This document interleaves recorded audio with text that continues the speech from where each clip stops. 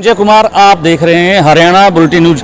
आप मेरे पीछे देख सकते हैं ये जो खिलाड़ी हैं, ये जो गोल्ड सिल्वर ब्रॉन्ज मेडल है, ये मेडलों की फैक्ट्री है और इस फैक्ट्री के जो संचालक हैं वो है अजय पहलवान। और इसमें आप देख सकते हैं कि इन मेडल विजेताओं के साथ साथ इनमें ये जो प्रतिभागी हैं, ये जो खिलाड़ी हैं, इनमें से आर्मी के भी जवान हैं। जी हाँ, इनमें जो मेडल हाथ में लिए हुए इनमें से 5 ऐसे युवा जो आर्मी में लग चुके हैं इस एकेडमी के मार्फत, और इनके परिवारजनों से, इस एकेडमी के संचालक से और इन युवाओं से आपकी बात करवाएंगे। बने रहिए हरियाणा बुलेटिन न्यूज के साथ। अंकित करसोड़ा से, किसान परिवार से, उनसे बात करते हैं। अंकित भाई, जय हिंद। जय हिंद सर। कैसे हो आप? अच्छा हूँ सर। इस उम्र में आप फौज की नौकरी लगे हो, कैसा महसूस हुआ? अच्छा महसूस हो रहा है सर। जो है मतलब कि क्या आपका सपना था कि आप आर्मी में जाएं, कुछ और भी सेवा करेंगे? हाँ सर, सपना था सर। सपना था। तो इसके लिए कितना आपको कठिन परिश्रम करना पड़ा? इसके लिए मेहनत करनी पड़ती है सर। कितनी मेहनत, किस तरीके की मेहनत करते हैं? इसके लिए मैट पे और बाहर की मेहनत, हार्ड वर्क की मेहनत करनी है। सुबह की क्या दिनचर्या है?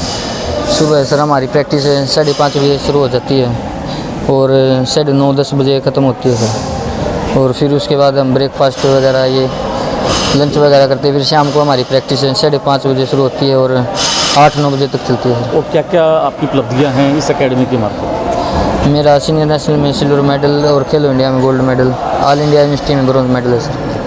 जो पहला मेडल रहा, कैसा महसूस हुआ? अच्छा महसूस हुआ सर। पहला मेडल सबसे पहले किसको बताया?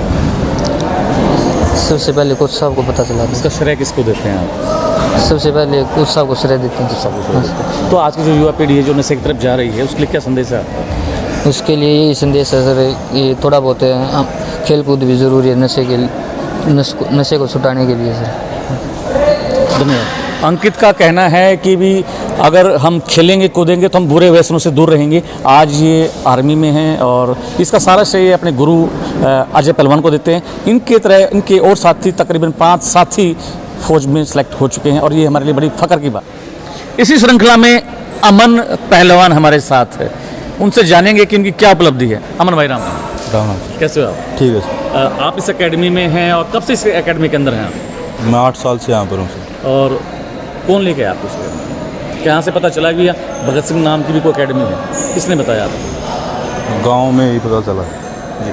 तो यहाँ क्या क्या सीखने को मिलता है? बहुत कुछ सीखने को मिलता है। क्या दिनचर्या है आपकी? सुबह से हम प्रैक्टिस है सर, दिन में डाइट लेते हैं, रेस्ट करते हैं। क्या अचीवमेंट है आपकी? जूनियर के अंदर मेडल सर, ब्रॉन्ज मेडल। सपना क्या है? भारत केसरी बनना। राम राम। आप कहाँ से हैं? मेरा गाँव वाड़न है जी। नाम प्रवीण जी, आप भगत सिंह एकेडमी में यहाँ आप को एज ए प्रशिक्षण ले रहे हैं, तो आपको किस तरीके का प्रशिक्षण मिलता है यहाँ? यहाँ अच्छा प्रशिक्षण मिलता है कोच साहब से जी। और मेडल के लिए भी अच्छी ट्रेनिंग होती है, आते हैं। क्या क्या अवार्ड आपके नाम है? सीनियर में सिल्वर मेडल जी, और अभी भारत केसरी में हूँ। और सुना है कि हालिया भी आप बड़ी रकम एक खेल के मार्फत लेके आए हैं। कहाँ हुआ था खेल? वो गांव में हुआ था। कौन से गांव में? उगाड़न गाँव। कितनी धनराशि जीत के? वहाँ 1 लाख। 1 लाख रुपए की धनराशि आप जीत के लेके आए। कितने पहलवानों से आपका मुकाबला? वहाँ 5-6 कुश्तियाँ हुई। 5-6 कुश्तियाँ हुई थी। कितने वहाँ पहलवान आए? 25-30 पहलवानों को पछाड़ कर 1 लाख रुपए की उपलब्धि हासिल करना, ये बहुत बड़ी बात रखती है, 1 लाख रुपए की। तो इसका श्रेय किसको देते हैं? कोच साहब। 1 लाख रुपए का किस तरीके से आप खर्च करेंगे अपनी सेहत पर, अपनी गेम के अंदर? गेम में। तो आज की युवा पीढ़ी के लिए क्या संदेश है? खेलोगे तो नशे से दूर रहेंगे। सही भी स्वस्थ है। सर, एक ऐसा खिलाड़ी जो इस एकेडमी से लखपति बना है। ऐसे ऐसे परिवार के बच्चे जो ग्राउंड लेवल पर एक मध्यवर्गीय परिवार से संबंध रखते हैं, लेकिन यहाँ आके उनको नाम, दाम और सब कुछ मिलता है। और पहलवान हमारे साथ है, नाम है अनुज। अनुज के गुरु से जानेंगे कि क्या है अनुज की उपलब्धियाँ। हाँ जी। हाँ सर। क्या क्या उपलब्धियाँ आपके शिष्य की? अनुज एक उभरता हुआ बेहतरीन प्लेयर है जी, जो जिस दिन से इस एकेडमी में आया उस दिन से इसने पीछे मुड़ के नहीं देखा है।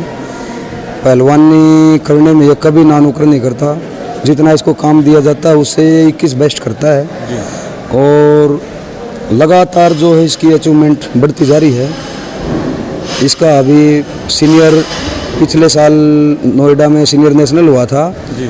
उसमें ये जो फर्स्ट आया था उससे 2 नंबर से हार गया था। उसके बाद इसने सब प्लेयरों के ऊपर 10-0 के स्कोर से कुश्ती जीती थी। रेलवे के थे, आर्मी के थे, अलग अलग डिपार्टमेंटों के थे। और उसके बाद फिर रैंकिंग सीरीज इस साल हुई। उस रैंकिंग सीरीज में भी पूरा टूर्नामेंट इसने 10-0 के स्कोर से इसने हरा करके 7 कुश्तियों को जीत करके ये फर्स्ट आया था। ये बहुत एक बड़ी बात थी।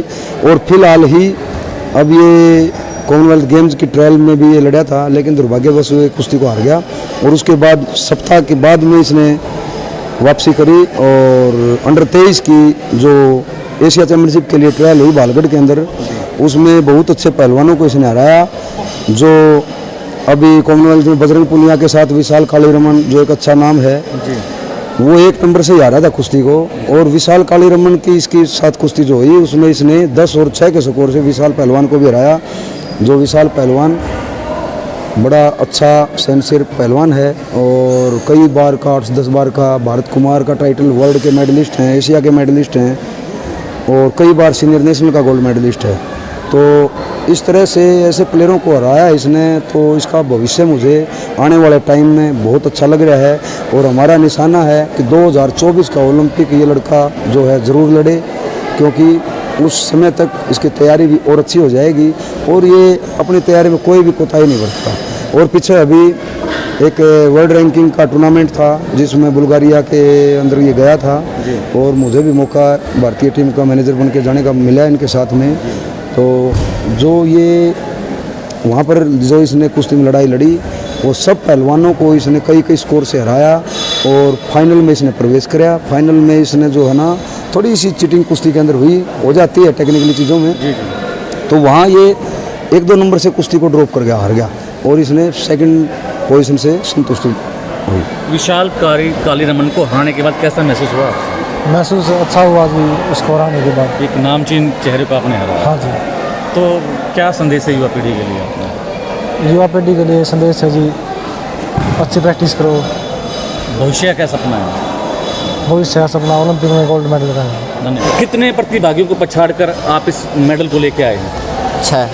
6 प्रतिभागियों को हरा के आप ब्रॉन्ज मेडल लेके, कैसा महसूस हो रहा है? बढ़िया। तो भविष्य का क्या सपना है?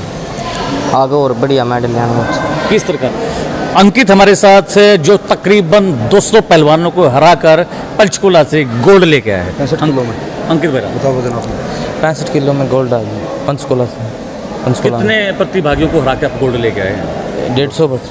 150-200। तो कैसा महसूस हुआ आपको? अच्छा महसूस हुआ। तो उसका श्रेय किसको देते हैं आप? ये हमारे कोच साहब कोच साहब को देते हैं। भविष्य का क्या सपना है? भविष्य ओलंपिक गोल्ड। ओलंपिक में गोल्ड 80 किलो में गोल्ड आया, पंचकुला में, रांची में सेकंड सिल्वर मेडल आया। भविष्य का क्या सपना है? भविष्य बढ़िया मेडल, ओलंपिक मेडल। जी, क्या नाम है आपका? रोहित। आप क्या मेडल लेके आए हैं, कहाँ से लेके आए हैं? ब्रॉन्ज लेके आएंगे पंचकुला नेशनल। कितने खिलाड़ियों को हरा के आप ये मेडल लेके आए हैं? 6-7 बच्चे। तो इसका श्रेय किसको देते हैं आप? कोच साहब। क्या सपना है भविष्य का? ओलंपिक मेडल आया। हर खबर का मतलब ब्रेकिंग न्यूज नहीं, हर बहस का मतलब हंगामा नहीं। हरियाणा की सारी खबरें केवल हरियाणा बुलेटिन पर। सीधी बात, नो बकवास।